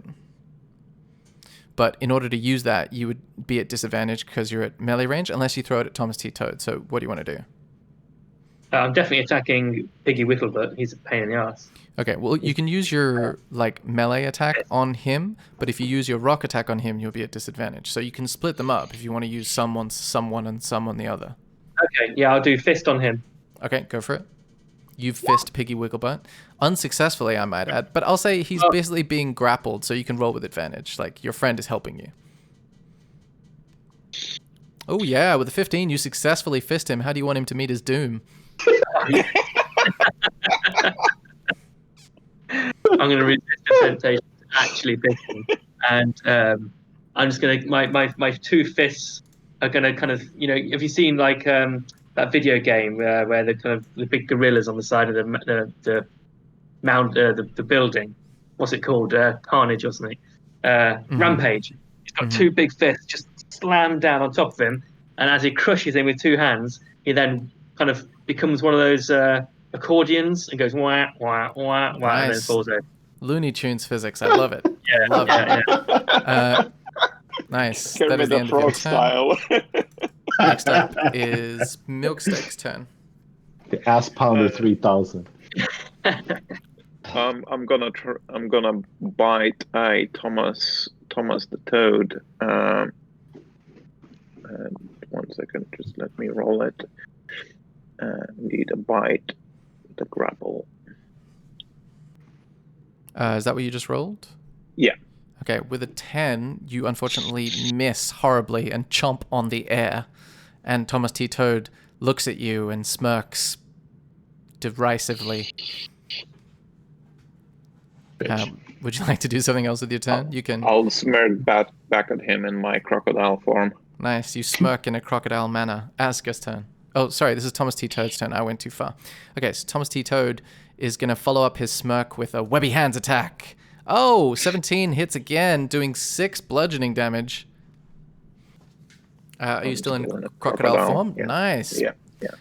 And Thomas T. Toad is going to say, "This crocodile, we reserve the right to refuse service to anyone." You're out of here. No pets allowed. Asker's turn. All right, I'm down to level 1 thingies. So I'm going to do 3 darts. Go for it. That's what it is, right? All on Thomas. What does T stand for? I feel like I want to know what T in Thomas. T Make an Toad insight check. Sweet. Let's see, insight. With a 5, you're not sure, but you kind of hope it stands for Thomas the Toad. I feel like Theodore is more likely. Nice. Cool. Roll it up. I'm typing it. Sorry, I'm just a bit slow. I want to do it right. Oh yeah, you definitely destroy this thing. Tell me how it happens. Well, as I'm saying, tap this bitch. They all go into his stomach, and he, for a second, thinks I missed, and then he looks at me and goes like, and he's about to retort, and then he just explodes. Nice. That is precisely what happens. We are out of combat. And then you see the lights turn from red to green, and you notice the doors open on both sides, and a small recorded animatronic announcement says, Open time, open time, open time. Neat. Cool. Let's continue through the door up there, just to see Yeah. what's behind it. Nice. Before, You guys move to the other map now? Yeah. Okay, so you go through the northern door? Yeah. Sweet. All right. You see a passageway leading to another door. But no one bum. resurrected, right? No one was what? No one else came Oh, back. as to you're life. crossing the room, you notice all the patrons that were previously there get resurrected, and you see Bruce Willis say, "Fucking hell, that ice knife! Seriously?" And you notice they walk back out the way that you guys came in, and the two catatonic people look a little bit cheerier as they all shuffle out of the room. The two cutlery throwing guys say, "Hey, nice work! I can't believe it!" And they high-five each other as they walk away. Yeah, they actually did quite a lot of work. They did, yeah, they were good. You know, they all did to some extent because they sort of took a lot of. I mean, they all died, so they, you know. Cannon fodder. Yeah, Yeah, apart from poor man's Bruce Willis, who kind of died because bloody ice knife as usual. I love poor man's Bruce Willis.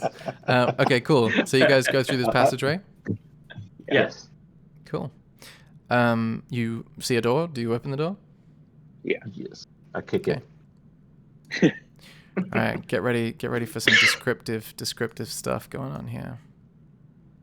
You know, I gotta say, I never expected this map to be so big when we first arrived. Yeah, same. After Yeah, going I thought through we'd that nearly done it portal. ages ago. This room looks a whole lot like the movie about that weirdo in the candy factory. You know that scene with all the kids and one gets sucked up into a pipe. Remember that? It's like that, but with gold pieces and treasure everywhere. There's a massive treasure chest perched on a toadstool in one corner of the room. The chest appears to be made of wood. The toadstool is made of sapphires. A geyser of gold and platinum coins cascades from a fountain in the wall, forming a makeshift river of fortune that bisects the room. A bridge across the river is made of diamonds, and trees along its banks are glittering rubies. Gorgeous emerald meadows cover the rest of the room, littered with flowers crafted from a pearlescent white material. Probably pearl, you know, all things considered.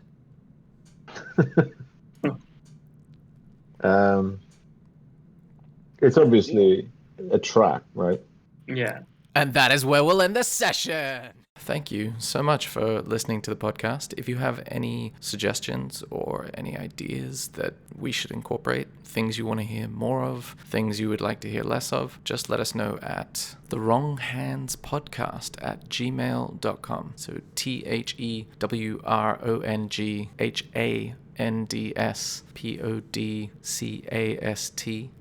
THEWRONGHANDSPODCAST@gmail.com.